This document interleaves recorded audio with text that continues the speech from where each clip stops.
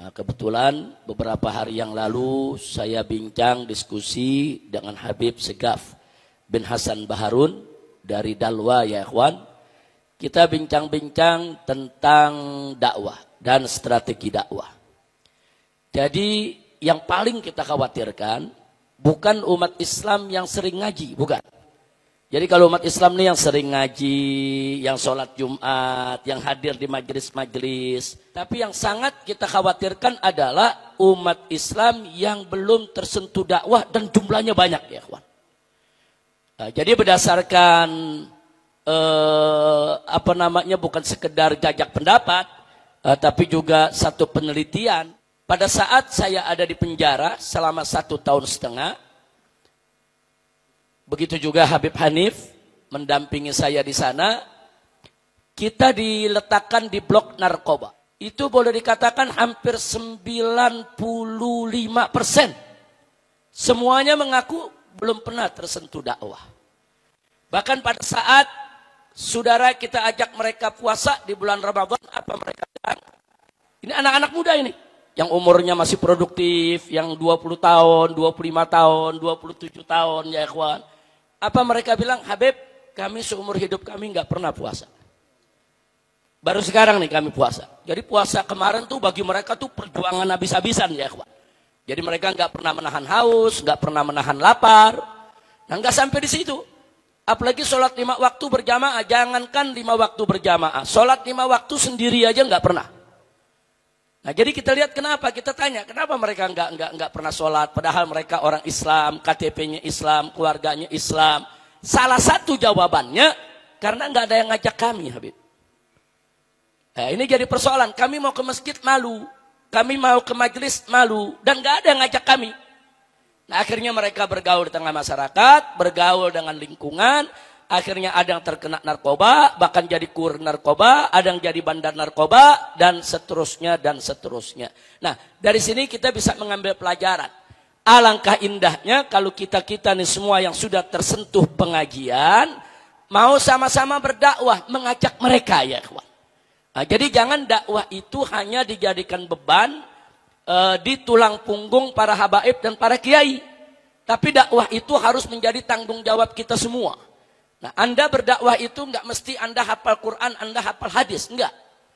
Anda berdakwah itu enggak mesti Anda menjadi ulama dulu, ngerti agama, baru berdakwah, enggak. Anda mengajak saja nih satu orang yang enggak pernah ke masjid, kita ajak ke masjid. Itu sudah dakwah yang luar biasa. Orang yang enggak pernah ngaji, kita ajak untuk dia ngaji. Itu sudah satu hal yang luar biasa, saudara. Bahkan memberi petunjuk kepada seseorang, saudara, itu lebih dahsyat, khairum min humrin ni'am, min humrin na'im. Jadi ini pahlanya begitu besar, saudara, luar biasa. Nah, karena itu saya mau ajak di sini ya, ikhwan. Yuk kita kasihani saudara-saudara kita yang belum tersentuh dakwah. Makanya jangan kaget kalau sekarang kita jumpai di kita punya negeri KTP-nya Islam, ngaku orang Islam, tapi enteng dia menghina Allah, enteng dia menghina Nabi, enteng dia menghina ulama, enteng dia menghina yaitu para habaib, saudara. Enteng, kebanyakan dari mereka memang gak tersentuh dengan dakwah. Ya kita akui, di antara mereka ada yang zindik, ada yang munafik, yang sebetulnya paham soal agama, tapi memang dengan sengaja menistakan Islam.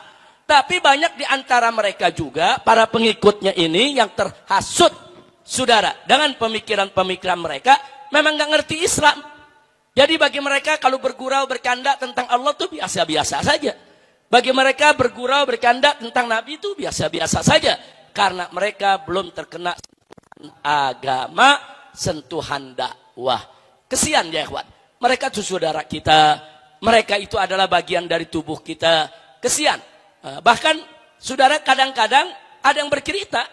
Di dalam blok narkoba sana cerita, Habib padahal saya punya adik rajin ke masjid. Saya punya adik ikut pengajian. Cuman saya nggak pernah diajak. Nah, saya mau minta diajak malu. Nah, jadi perasaan-perasaan malu seperti itu masih ada menghinggapi mereka. Padahal mereka nggak mesti malu untuk hadir di majelis-majelis. Dan ada lagi yang punya keluhan, Habib saya pernah ke masjid. Tapi begitu ke masjid, orang-orang nggak mau deket saya. Loh kenapa? Badan saya penuh tato.